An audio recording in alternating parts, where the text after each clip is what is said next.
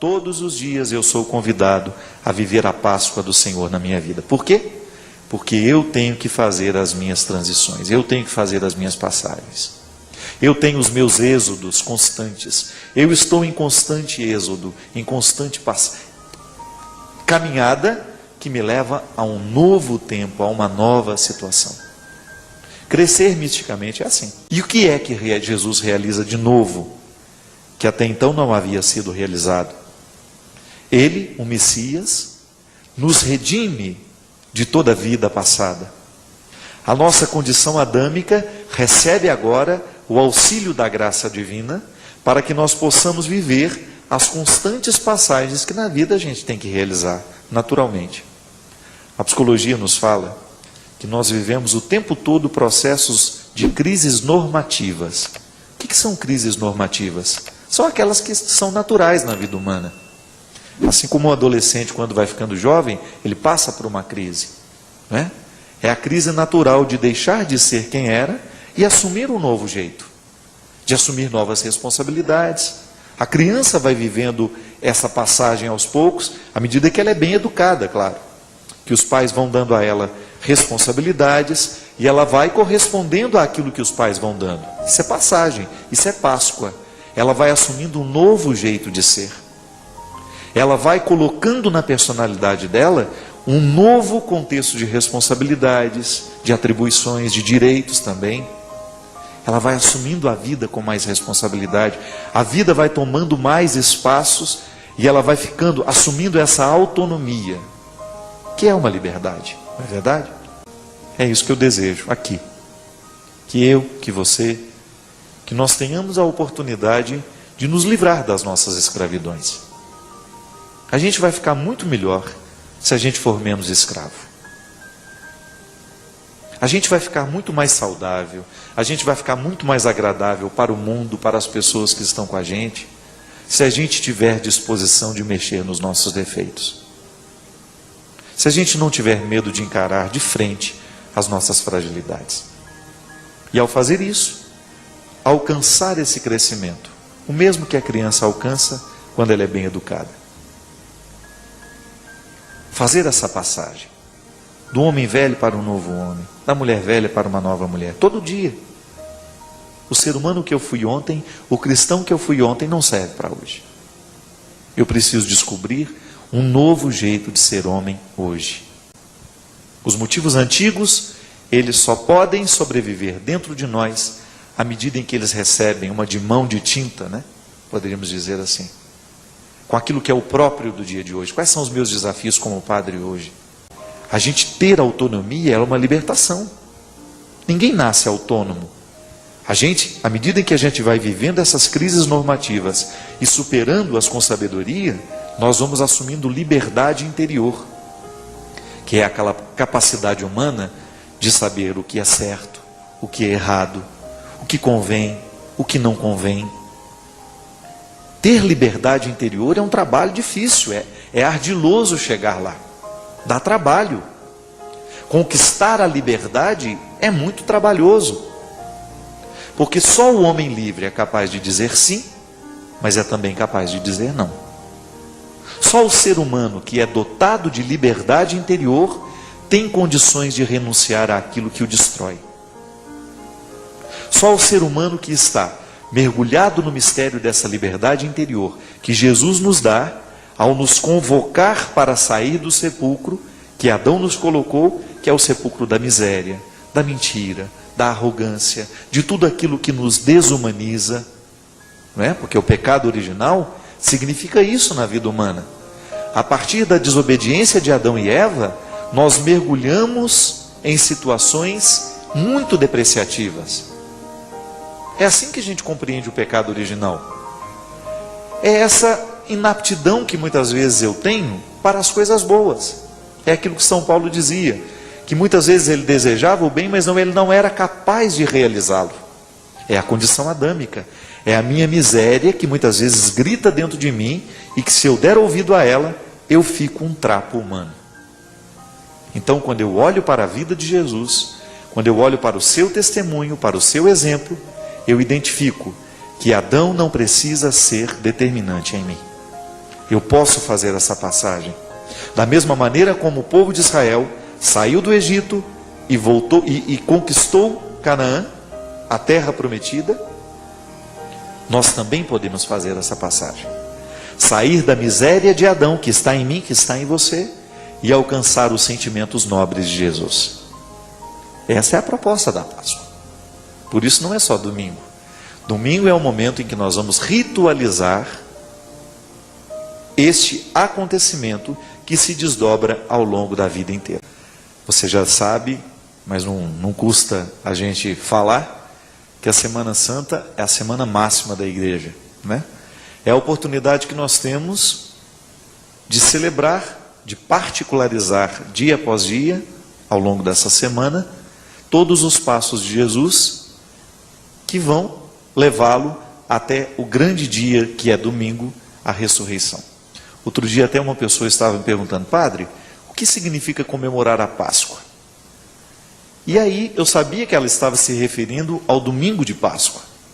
E eu disse para ela que o domingo de Páscoa é, na verdade, um momento onde nós fazemos memória ao grande acontecimento que mudou a nossa vida e que colocou a igreja dentro deste movimento de salvação que o ressuscitado realiza. Mas na verdade o domingo de Páscoa é um dia como todos os outros domingos, não é verdade? Porque todos os dias nós fazemos memória à ressurreição de Jesus. Então, na verdade, a Semana Santa, liturgicamente, é para criar dentro do nosso coração, cada vez mais, a consciência do acontecimento. Mas a vida cristã, ela é o tempo todo movida pela mística da Páscoa. Todas as celebrações cristãs, todas as celebrações eucarísticas, elas estão em torno do ressuscitado. Cada Eucaristia, em cada Eucaristia nós fazemos memória à ressurreição de Jesus. Então, o que vai acontecer no domingo é aquilo que nós procuramos fazer acontecer todos os dias. Mas dentro do calendário litúrgico, nós temos um dia especialmente programado para celebrar esta passagem. E é nesse ressuscitado. Sabe, minha gente, eu fico muito instigado com o tempo pascal. Porque a nossa vida é um constante êxodo, não é verdade? Nós estamos sempre saindo de um processo e entrando em outro. Ainda que você não tenha muita consciência disso. O tempo todo o ser humano é experiência de passagem. A vida está passando. Em nós há um movimento constante de passagem. E quando nós vivemos o processo de Jesus em nós, essa passagem ganha um novo sentido. Porque eu começo a olhar para a minha vida, para a minha situação, para aquilo que eu sou, e começo a identificar as passagens, as libertações que eu preciso viver a partir da mística do ressuscitado. A Páscoa cristã, ela nasce a partir da Páscoa judaica. Qual era o significado da Páscoa judaica? Qual era a grande passagem que os judeus comemoravam? A libertação do povo, a passagem do Egito para a terra prometida. Este caminho, este longo tempo de passagem e esta libertação que Deus realizou na vida daquele povo através de Moisés. Então esta passagem, que foi uma experiência que marcou a história do povo judeu, porque muitas outras Páscoas aconteciam neste processo de libertação, que depois culmina com a abertura do Mar Vermelho e aquela bonita experiência de ver o povo deixar para trás uma vida passada, ruim, de escravidão, e adentrar um contexto de libertação, de identidade, de vida nova. Você sabe que a escravidão retirou do povo vários direitos. O direito de celebrar os seus ritos religiosos, o direito de estar na própria terra.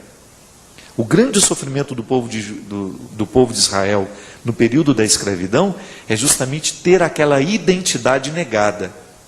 Quando a gente está negado na nossa identidade, nós não somos nós mesmos. E isso causa um sofrimento terrível.